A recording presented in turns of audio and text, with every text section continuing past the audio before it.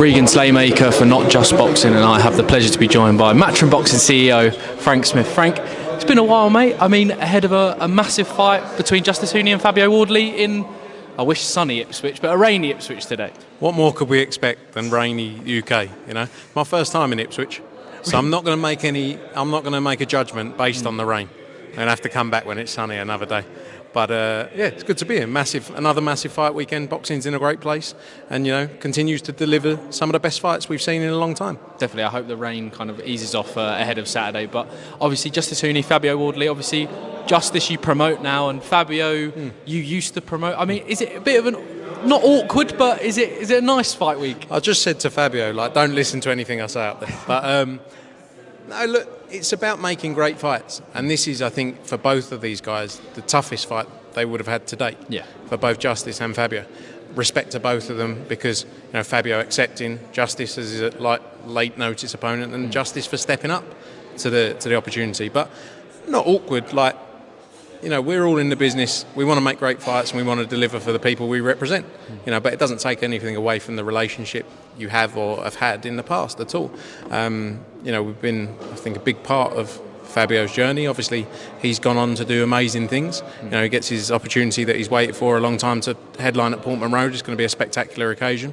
But I think Justice is coming to upset the night. Definitely. What does Justice need to do to get the win over Fabio on Saturday night? Look, like I say, it's the toughest fight in both guys' career. You know, both guys are going to be tested in this fight. I always say I'm not the tactician. I don't go in the changing room, I don't go into their camp and tell them what to do, because I quite honestly haven't got a clue what to tell them, because it's not my part of the business. My part of the business is to put on shows, put on great fights, and deliver for the fighters we represent. But, you know, you'd normally say in heavyweight boxing he's got to go in there and knock him out. Definitely, mate, as well. Talking about the product, I mean, we'll go on to the June 21st card. Shabazz Massoud injured, Ainut Baluta steps in. Yeah. Ainut Baluta gets another opportunity against a fighter from the Everton Red Triangle, a great fight, and like you said about putting on great fights, that card on June the 21st is stacked from top to bottom as well. Yeah, look, 100%. It was a shame. Everyone was looking forward to the Peter McGrail-Shabazz Massoud fight. Unfortunately, out of our control, Shabazz injured. You know, wish him the best and a speedy recovery. But the key for us was to make an engaging fight. I think the Baluta fight is. You know, you got the Queensbury matchroom element in there as well. And he's coming off the back of a great win as well. You know, and also had those two fights against Dennis McCann, you know, great fights. And I think he's a great opponent for Peter McGrail, especially at last minute notice. So people can look at his record and question, you know, the losses in there, but like, I think if you watch the fights, you'd see that this is going to be a great fight. The focus for us is always, though, going to be to make that McGrail-Massoud fight, and that's what we'll aim to do after this. But like I say, it was about making the best possible fight on that card. You got Conor Walker fighting Liam Taylor for the British title as well. You've also got the main event, Galal Yafai back out, you know, who's a special fighter, a great win last time out when he boxed, so great to see him back out defending that, you know, against his mandatory challenger. And a great undercard as well. Pat Brown's on there, Ibrahim Spider Suleiman, a whole host of local talent. So excited about it. Aaron Bowen's going to sell 600 tickets. It's going to be a good night back in Birmingham. Definitely, and the debut of Tia Hayton as well. Yeah, Tia Hayton, spectacular fighter. You know, someone that we look at who's going to be, you know, long rule the sport. You know, she's a spectacular talent. I was watching clips of her from, I think, when she was 12 or 13, because she used to do mixed martial arts as well. She's done everything, you know, but she's always shown that she's got the ability, and looking forward to the journey ahead with her. Definitely. Obviously, you mentioned Galal Yafai headlining. With a win, does he enforce that mandatory shot against Taraji as well? Yeah, that's, you know, look, he's obviously WBC interim world champion. He got this fight ordered against his mandatory, and yes, the winner of this fight will definitely get the shot against Taraji next. It would be a spectacular fight, and I believe Galal Yafai deserves that opportunity.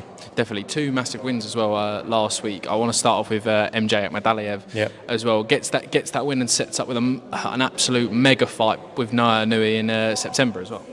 Yeah, 100%. Look, he was very cautious in there. As you can imagine, he's got a lot riding on it. 14 weeks until the Inoue fight. I think September 15th is the date for that in Japan.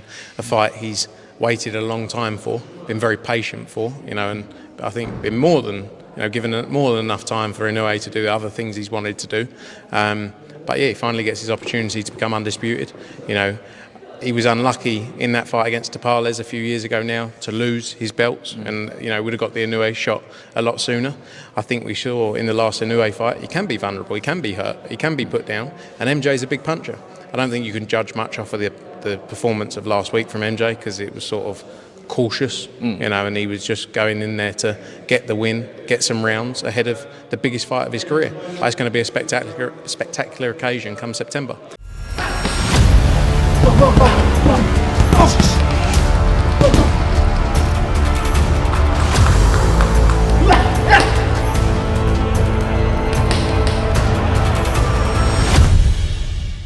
Definitely, with Inoue being dropped against Neri, dropped against Cardenas as well, is from a MJ Akhmadaliev perspective, is this the perfect time to fight Inoue? I know it sounds silly with him being the monster, but look, he's a brilliant fighter. You can't take any. Look, fighters get hurt. It's about how you come back from it, obviously.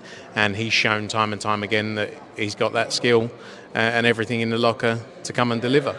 But I don't think he's fought anyone like MJ Akhmadaliev. He's a massive puncher.